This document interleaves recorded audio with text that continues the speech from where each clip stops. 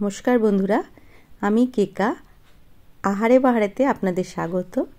আজকে পৌষ সংক্রান্তি স্পেশাল পুলি পিঠে রেসিপি নিয়ে আজকে আমি হাজির হয়েছি।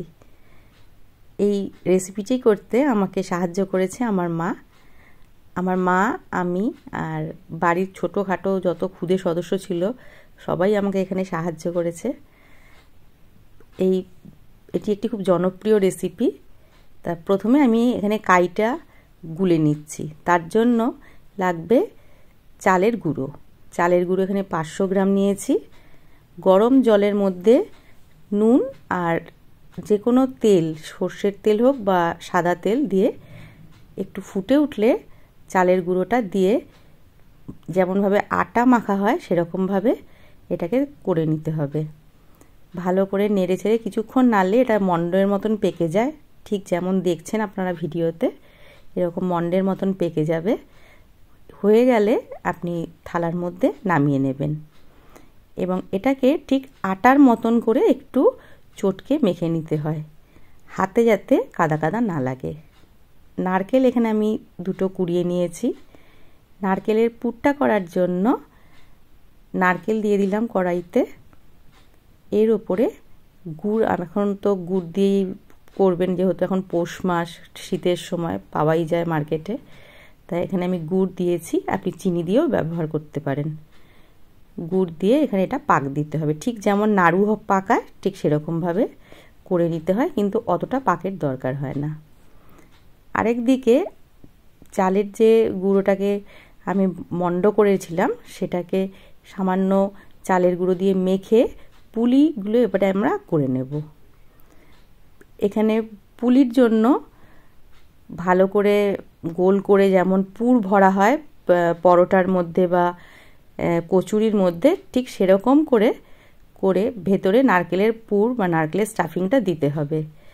তারপর ভালো করে এটা মুড়তে হবে। এই মোড়ার জায়গাটা আপনাকে একটু দেখতে হবে, কারণ ভালো করে না মুড়লে ওটা ফেটে দুধের মধ্যে মিশে যায়।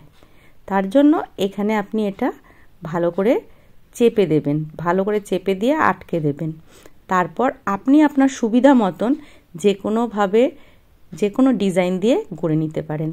এখানে আমি কয়েকটা সহজভাবেও দেখিয়েছি, আপনি দেখে সেরকম আপনার পছন্দ মতন করে নেবেন। এখানে আমি ট্রেডিশনাল যেটা হয়ে থাকে পুলি পিঠের বৈশিষ্ট্য সেটা করেছি, কিন্তু এটাই যে করতে হবে এরকম কোনো মানে নেই। যাতে ভালোভাবে জিনিসটা আটকে থাকে সেই দিকে খেয়াল রাখাটা বেশি জরুরি।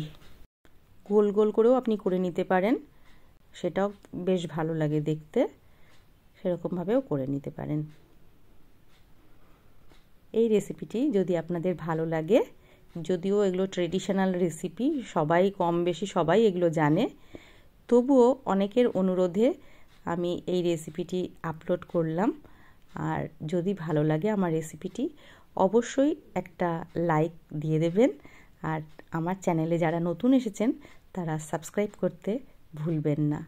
আর পাশে থাকা বেল আইকনকে প্রেস করে অল নোটিফিকেশানটাকে অন করে দেবেন।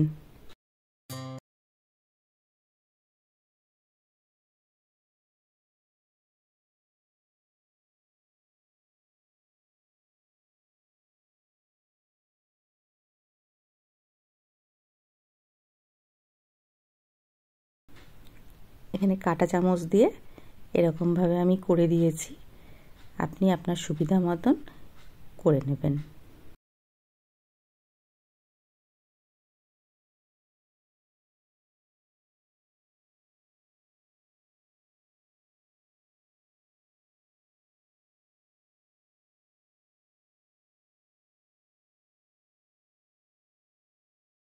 আরও একটা ডিজাইন পুলি পিঠের এখানে দেখালাম, যেটা আপনার কাছে বেশি সহজ বলে মনে হবে আপনি সেটাকেই ট্রাই করবেন।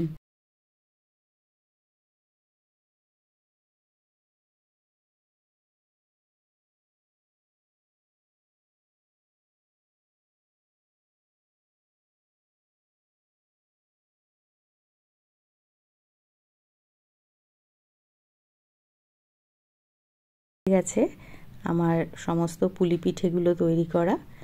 এগুলোকে এখন আমি দুধের মধ্যে দিয়ে ফোটাবো।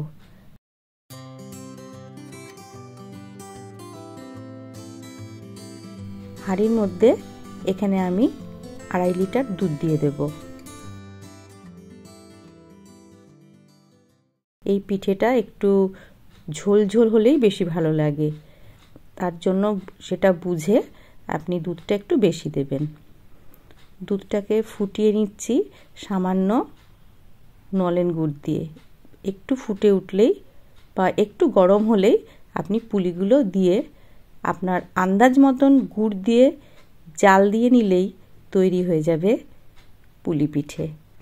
একদম অসাধারণ অনন্য একটা বাঙালি ট্রেডিশনাল পিঠে রেসিপি পুলি পিঠে। আর এই ট্রেডিশনাল রেসিপিটি সবারই কম বেশি অত্যন্ত প্রিয়। তাহলে পৌষ সংক্রান্তিতে নিশ্চয়ই এই পুলি পিঠেটা করবেন। আর তার সাথে এগুলোকে চষি বলে, এগুলো ছোট ছোট করে হাতে কেটে নেওয়া হয়েছে, ওপর দিয়ে এটাকে একটু পরে দেবেন, নয়তো একটু গলে যায়। তৈরি হয়ে গেছে পুলি পিঠে।